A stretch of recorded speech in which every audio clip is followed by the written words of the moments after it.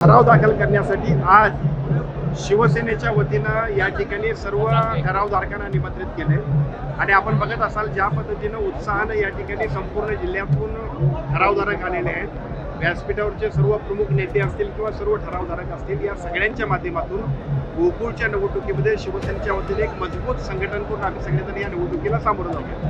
खरं तर 4,000 पर्यंत ठराव आपले महायुतीचे जातील अशा पद्धतीचा अंदाज व्यक्त केला जातो. यड्रावकर साहेबांनी देखील म्हटले की आता बिनविरोध व्हायला काही हरकत नाही.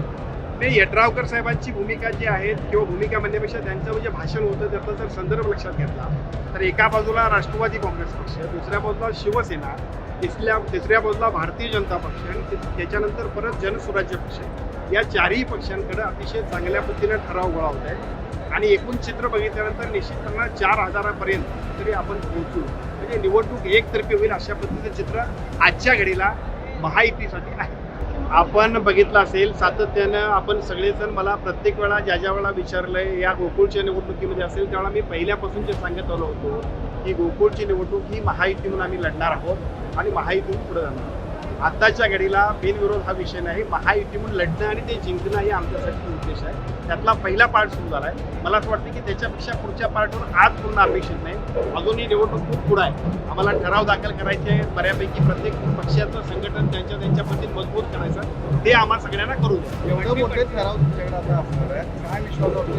49 जागा आता असणार विश्वास, आता एवढे ठराव बघितल्यानंतर काय दिसतो?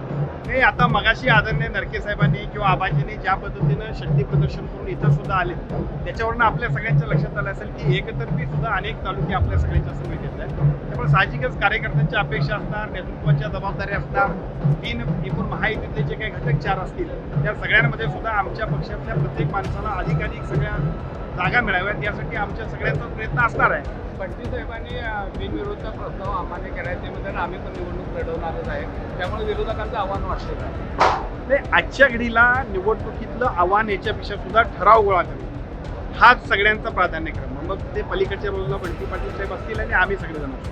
मला असं वाटतं की आम्ही सगळेजण ते काम करू, त्यानंतर निवडणुकीतल्या चर्चा. तुम्हाला आणि आम्हाला आता असा गैरसमज व्हायला की बहुतेक उद्याच निवडणूक आहे असं आपण समजाले. आता आपण ठराव दाखल करणार आहोत, पण निवडणुकीतला उत्साह आणि ईर्ष्या इतकी झाली की लोकांना असं वाटतं की बहुतेक आता निवडणुकीचा फॉर्मच भरायचा आहे, अजून त्याला वेळ आहे, बऱ्याचशा गोष्टी आहेत. आजच्या घडीला आम्ही सगळेजण महायुती म्हणून आणि शिवसेना म्हणून आम्ही सगळेजण अतिशय चांगल्या पद्धतीनं ठराव दाखल करतोय.